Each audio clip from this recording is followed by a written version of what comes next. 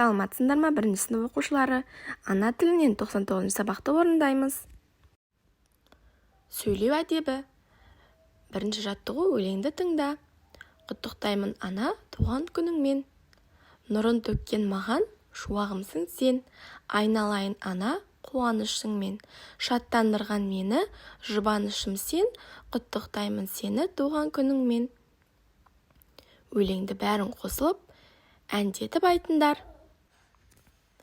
Нұрын төккен маған шуағымсың сен. Айналайын ана қуанышыңмен. Шаттандырған мені жұбанышым сен. Құттықтаймын сені туған күніңмен. Көрдіңдер ме балалар, осылай әндетіп бәрің бірге айтасыңдар, жақсы ма? Келесі екінші жаттығу анаңның немесе досыңның туған күніне құттықтау хат жазып көр. Үлгі: анашым, сізді туған күніңізбен құттықтаймын. Сізге зор денсаулық, ұзақ өмір тілеймін. Тілек білдіруші қызыңыз Дина. Енді өзіміз жазайық, балалар.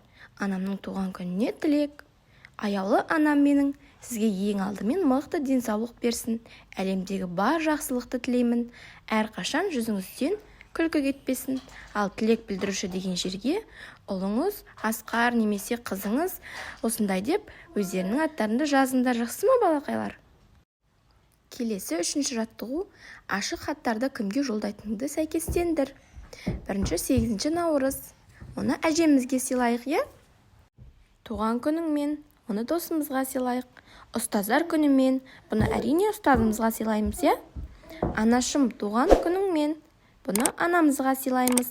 Жарайсыңдар балақайлар. Ал балақайлар, сабағымызды аяқтаймыз. Сау болыңдар.